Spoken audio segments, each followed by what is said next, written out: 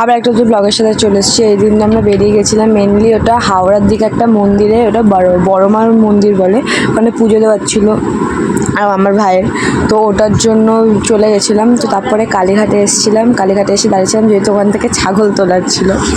ছাগলটা পুরো পিছনেই ছিল মানে, কিন্তু বাট কোনো ডিস্টার্ব করেনি আর ওই টাইমটা আমি চুলটা নিয়ে সরে গেছিলাম, বিকজ মা বললো যে তুই ওরম চুলটা রাখিস না, নাহলে তোর চুলটা খেয়ে নেবে, ঘাস হয়ে, তার জন্য চুলটা নিয়ে ওরমভাবে সরিয়ে নিলাম। তারপরে ওখান থেকে ছাগলটাকে নিয়েই আমরা, যেহেতু ওখানে পাঠা বলি হওয়ার ছিল তার জন্য ওইটাকে নেওয়া হয়েছিল, মানে ছাগলটাকে। তারপরে ওখানে পৌঁছে গেছিলাম বড়মার মন্দিরে। তারপর ওখান থেকে ভূতনাথ মন্দিরের অপোজিটে একটা বড় শিব ঠাকুরের মন্দির দেখা যায়, আমরা যেখানে গেছিলাম ওখান থেকে একটুকুনি ছিল। তারপর ওখানে আমরা চলে গেছিলাম, তো ওই মন্দিরটাকে ভালো করে ঘুরে নিয়েছিলাম, মানে দেখে নিয়েছিলাম ঘুরে। ওখানে অনেকগুলো ঠাকুর ছিল, আমাদের চণ্ডী মন্দিরে যেরকম খাটু শ্যাম, রাধা কৃষ্ণ রকমের ঠাকুর আছে, ওখানে ওরম ধরনের ঠাকুর ছিল।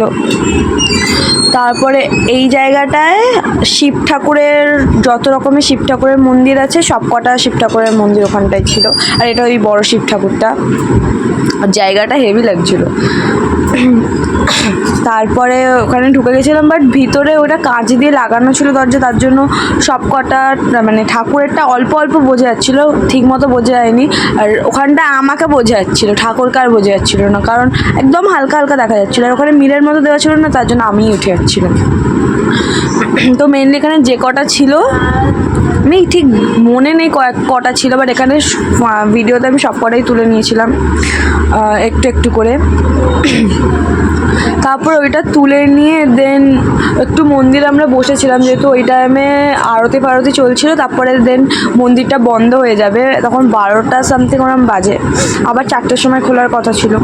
তো ওখান থেকে সব তুলে ফুলে নিয়ে একটু বসেছিলাম, যেহেতু ওই জায়গাটা পুজো হতে অনেক দেরি ছিল, তো তার জন্য আমরা এখানে এসে বসেছিলাম।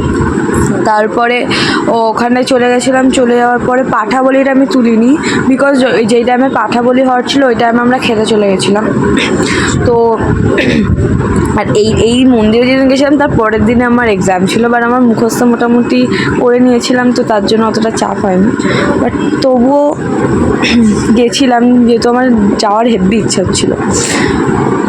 তারপরে সব তুলে ফুলে নিলাম, নেওয়ার পরে খেয়ে ফেয়ে নিয়ে মেনলি এটা তুলে নেওয়ার পর, মানে এই মন্দিরের পুরো ভিডিও মোটামুটি যেটুকু পেরেছি তুলে নেওয়ার পর আমরা ওই মন্দিরেও গিয়ে বসেছিলাম মোটামুটি অনেকক্ষণ। বাট আমরা তখন 12টা থেকে বসে 2:30 অবধি বসেও ছিলাম, বাট তারপর আর থাকেনি, কারণ অনেক খিদে পেয়ে গেছিলো। আমি শুধু সকালে একটা ছোটো কেক খেয়ে গেছিলাম, আর আমার এত খিদে পেয়ে গেছে।